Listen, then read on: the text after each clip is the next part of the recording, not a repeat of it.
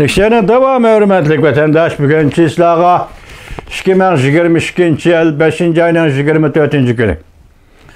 Wang Yi bir parça kitap takdim kıldı. Şunak. Çünkü Tashqi ishlar ministerligining ministri Wang Yi Barchilat xonimga bir parça kitap takdim kıldı.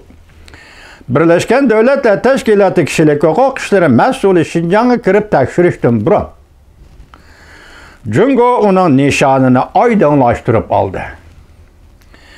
Jungo Tashqi ishlar ministerligi mundaq dedi. Haftanın birinci günü Michel Barchilat bilan bir-biriga o'ltirib suhbatlashganda Jungo Tashqi ishlar ministri Wang Yi mundaq dedi. Onun ziyaret arkalık Jungo to'g'risida xato uchurlarni aydınlaştırishni umid qildi. Minister Wang Yi Michel Barchilatning Jungo to'g'risidagi yolg'on yovuzaqlarni to'xtatishga yordam qilishini talab qildi. Bunun uchun Wang Yi Barchilat xonimga bir parcha kitap, Xi Jinping yozgan bir parcha kitapni sovg'a qildi. Jungo matbuotlari munda xabar qildi. Minister Wang Yi tunigun Barchilat xonimga taqdim qilgan kitap Xi Jinpingning ingliz tiliga tarjima qilingan Kişilik hukukni hürmet qilish va kişilik hukuk kapolat qilish to'g'risidagi bayonnoma ekan. Aleyhisselam dünya. Hey dünya. Fransiya agenti yani Xalqaro Kişilik hukuk mulozimat jamiyatidan Rappel Davidning so'zlaridan naql keltirib bundaq ko'rsatdi. Michel Barchilat xonim shuni tushunishi kerakki, hozirgi ish shundan iboratki, butun dunyoni Birlashgan Davlatlar Tashkilotiga ishonish masalasidir. Masala butun dunyoning Birlashgan Davlatlar Tashkilotiga ishonish masalasidir. Xalqaro diplomatlar Fransiya agentligi mundaq ko'rsatdi. Haftaning birinchi kuni chet el elchilari vakillari bilan o'tkazilgan ekran suhbatida Barchilat xonim jazolash lageri markazini ziyorat qilish kapolat qiladiganligini bildirdi. Demak, Barchilat xonim o'tkazilgan ekran suhbatida butun dunyoga, ya'ni elchilar umigining vakillariga shunday va'da qilibdiki, men jazo lagerini cho'qim ziyorat qilaman va bunga kapolat beraman.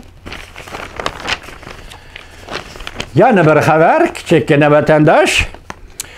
Jungo Rossiyaning g'azablanishining foydasi bo'lmadi. Ya'ni Jungo bilan Rossiyaning g'azablanishining foydasi bo'lmadi. To'rt taraf bexatarlik yig'ini Jungo qarshi birlashma bayonot e'lon qildi.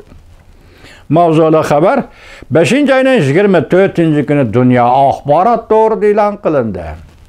Hozir bunida qisqacha bir abzas yetkazamiz, sizlarga qolganini Xudo xolisa yetkazamiz vatandoshlar. Xabar mundaq boshlandi. Amerika, Yaponiya, Hindiston, Avstraliya 4 davlat dialog, ya'ni Quad yuqori darajaliklar yig'ini 5-ayning 24-kuni tushdan burun Yaponiya Tokyoda hukumat sarayida maydonga chiqdi.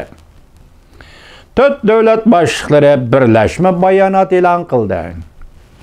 Hozirgi holatni birlashma bayonotining mazmuni mundaq: hozirgi holatni o'zgartirishga urinib, vaziyatni jiddiylashtirib, tahdid solishga, ig'vogarchilik qilishga va yakka harakat qilishga qat'iy qarshi turamiz. Tashqari dunyo mundaq hisobladi. Jungoning iqtisodiy va harbiy ta'sir kuchining o'sayotganligini nazarda tutib, 4 davlat Amerika, Yaponiya, Avstraliya, Hindiston 4 davlat qanday taqobil turishni maslahatlashdi. Katta gap vatandosh.